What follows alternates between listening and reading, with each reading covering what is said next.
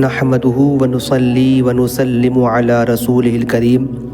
اما بعد فاعوذ باللہ من الشیطان الرجیم بسم اللہ الرحمن الرحیم۔ آج فضائل وضو کے اوپر کچھ گفتگو کرنا چاہوں گا۔ ہمارے اور آپ کے آقا حضور سرور کونین صلی اللہ تعالی علیہ وسلم کا ارشاد ہے، جس نے وضو کیا اور بہترین طریقے سے کیا،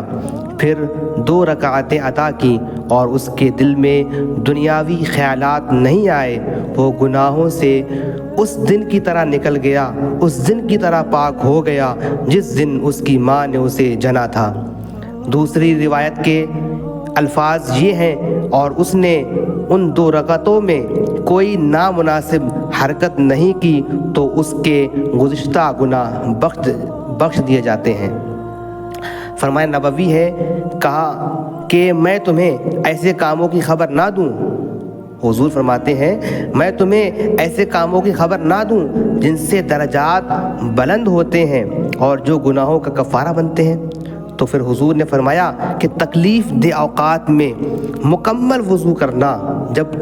تکلیف محسوس ہو سکتی ہے کہ ہم وضو کریں گے تو وہ تکلیف ہوگی، یا ٹھنڈ کے موسم میں، سردی کے عالم میں، یا بیماری کے حالت میں، تو تکلیف دہ اوقات میں مکمل وضو کرنا، مساجد کی طرف چلنا اور ایک نماز کے بعد دوسری نماز کا انتظار کرنا، بس یہ پناہ گاہیں ہیں۔ یہ لفظ آپ نے 3 مرتبہ فرمائے۔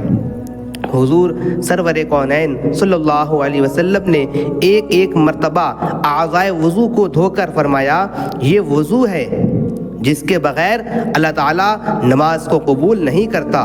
اور آپ نے 2 مرتبہ اعضائے وضو کو دھو کر فرمایا کہ جس نے 2 مرتبہ اعضائے وضو کو دھویا اسے دوہرا ثواب ملے گا، اور آپ نے 3 مرتبہ اعضائے وضو کو دھویا اور فرمایا، یہ میرا مجھ سے پہلے آنے والے تمام انبیاء کا اور حضرت ابراہیم علیہ السلام کا وضو ہے جو خلیل اللہ ہے۔ سبحان اللہ۔ حضور علیہ السلام کا ارشاد ہے، جو وضو کے وقت اللہ کو یاد کرتا ہے اللہ تعالیٰ اس کے تمام جسم کو پاک کر دیتا ہے، اور جو شخص وضو کرتے وقت اللہ کو یاد نہیں کرتا اس کا وہی جو حصہ ہے، وہی اعضاء پاک ہوتے ہیں جس پر پانی لگتا ہے۔ فرمان نبوی ہے کہ جو حالت وضو اس کا بنا ہوا ہے، اس کے اوپر وضو کرتا ہے، اس کے نام اعمال میں اللہ تعالیٰ 10 نیکیاں لکھ دیتا ہے۔ فرمان نبوی ہے کہ وضو پر وضو نور علی نور ہے، یعنی ان تمام روایات میں آپ نے نئے وضو کی فضیلت کی طرف اشارہ فرماتے ہوئے اس کی ترغیب دی ہے۔ فرمان نبوی ہے کہ جب بندہ مسلم وضو کرتے ہیں، کلی کرتا ہے تو اس کے منہ سے گناہ نکل جاتے ہیں، اور جب وہ ناک صاف کرتا ہے تو اس کے ناک سے گناہ نکل جاتے ہیں، جب وہ منہ دھوتا ہے تو اس کے چہرے کے گناہ دھل جاتے ہیں، یہاں تک کہ اس کی آنکھوں کی پتلیوں کے نیچے سے بھی گناہ نکل جاتے ہیں، جب وہ بازو دھوتا ہے تو اس کے ناخنوں کے نیچے تک کے تمام گناہ نکل جاتے ہیں، جب وہ سر کا مسح کرتا ہے تو اس کے سر کے گناہ نکل جاتے ہیں، یہاں تک کہ کانوں کے نیچے تک کے گناہ گر جاتے ہیں، جب وہ پاؤں دھوتا ہے، اپنے پیروں کو دھوتا ہے تو اس کے پاؤں کے ناخنوں کے نیچے کے تمام گناہ نکل جاتے ہیں۔ پھر اس کا مسجد کی طرف چلنا اور نماز پڑھنا اس کی عبادت میں داخل ہو جاتا ہے، اور مروی ہے کہ باوضو آدمی روزہ دار کی طرح ہے۔ حضور صلی اللہ علیہ وسلم کا ارشاد گرامی ہے، جس شخص نے بہترین وضو کیا، اچھا وضو کیا، پھر وضو سے فارغ ہونے کے بعد، فراغت وضو کے بعد آسمان کی طرف نظر اٹھا کر کہا، اشہد ان لا الہ الا اللہ وحدہ لا شریک لہ واشہد ان محمدا عبدہ ورسولہ، اس کے لیے جنت کے 8 دروازے کھول دیے جاتے ہیں، وہ جس دروازے سے چاہے داخل ہو۔ حضرت عمر رضی اللہ تعالیٰ عنہ کا قول ہے کہ بہترین وضو اچھا وضو شیطان کو تجھ سے دور بھگا دیتا ہے۔ اور حضرت مجاہد رضی اللہ تعالی عنہ کا قول ہے، جو شخص اس بات کی طاقت رکھتا ہے کہ وہ باوضو ذکر اور استغفار کرتے ہوئے رات گزارے تو اسے ایسا کرنا چاہیے، کیونکہ روحیں جو ہیں جس حالت میں قبض کی جاتی ہیں اسی حالت میں اٹھائی جائیں گی۔ مروی ہے کہ حضرت عمر